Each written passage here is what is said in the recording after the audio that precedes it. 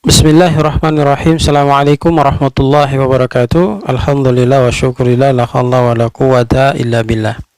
Para pemirsa, kaum muslimin muslimat, ayah bunda, tuan puan, abang kakak yang sama dirahmati dan dimuliakan Allah Subhanahu wa taala. Alhamdulillah, dengan izin Allah kita kembali dalam suasana berfastabiqul khairat.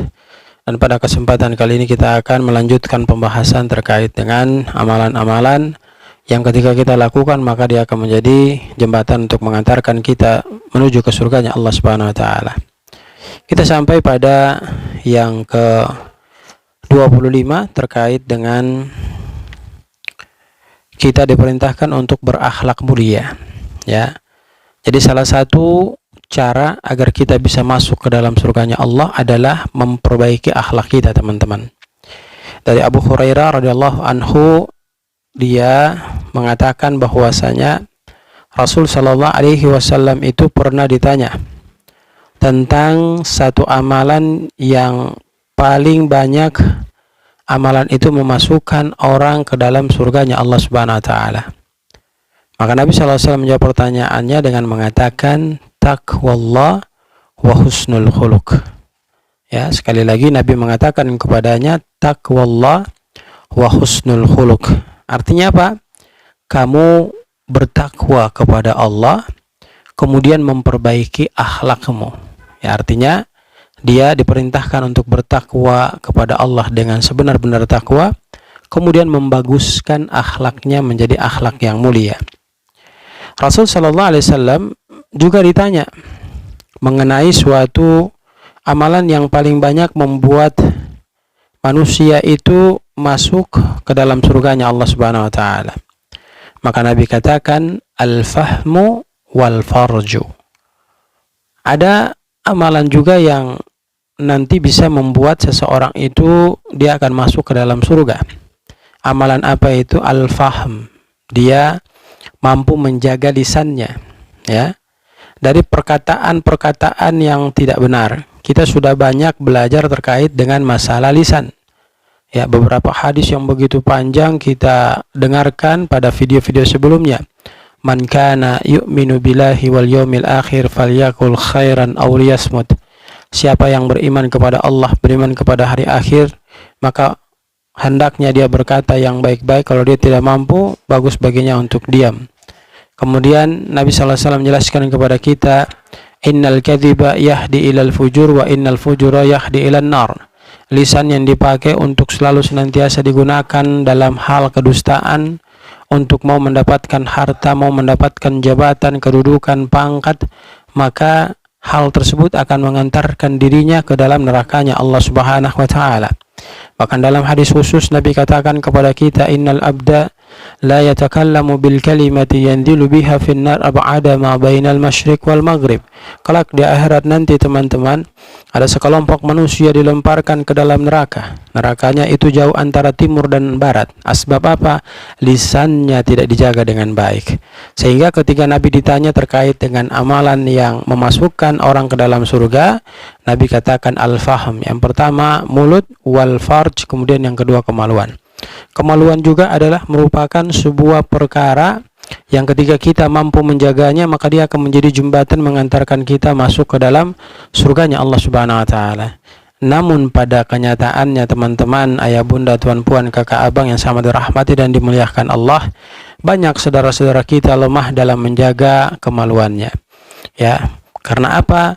Karena tidak diisi kesehariannya dengan ilmu agama, sehingga begitu gampang dia membiarkan ya dirinya terbebas dari hal-hal yang negatif, ya, melakukan zina di mana-mana, kemudian tidak menyadarkan dirinya bahwa apa yang dilakukan itu merusak ya sebuah perkara yang diperintahkan Nabi Shallallahu Alaihi Wasallam untuk dijaga. Dalam hal ini adalah al-farj, kemaluan. Maka teman-teman yang sama dirahmati dan dimuliakan Allah, ketika kita ingin mau mendapatkan surganya Allah, jaga kemaluan kita sampai ada ijab kabul di antara kita dengan pasangan kita, barulah kita memberikan kepada yang berhak untuk memakainya. Kemudian hadirin yang sama dirahmati dan dimuliakan Allah, dari Abu Umamah dia mengatakan bahwa Nabi SAW bersabda, anna dha'imun bi baitin fi rabadil jannati liman tarakal mira'a wa in kana muhiqqan wa bi baitin fi wasatil jannati liman tarakal kadhiba wa in kana mazihan wa bi baitin fi a'lal jannati liman hasana khuluquhu. Jadi kata Nabi Shallallahu Alaihi Wasallam, aku menjamin dengan istana di sekitar surga, ya, bagi yang meninggalkan perdebatan meskipun pendapatnya benar. Itu yang pertama. Kemudian yang kedua, begitu pula istana di tengah surga bagi orang yang meninggalkan perbuatan dusta meskipun dalam bercanda, dan istana di puncak surga bagi orang yang memperindah akhlaknya. Imam Al-Khattabi berkata, makna az-zaim, ya, yaitu orang yang menjamin dan menanggung. Imam Ibnul Athir menjelaskan kata al-mira'u artinya perdebatan. Sedangkan Obadul Madinah, ya, maknanya bangunan-bangunan yang di atas sekitar kota. Nah ini, kemudian jujur dan meninggalkan dusta juga sebuah perkara yang ketika kita lakukan, maka dia akan mengantarkan kita ke dalam surganya Allah Subhanahu wa taala.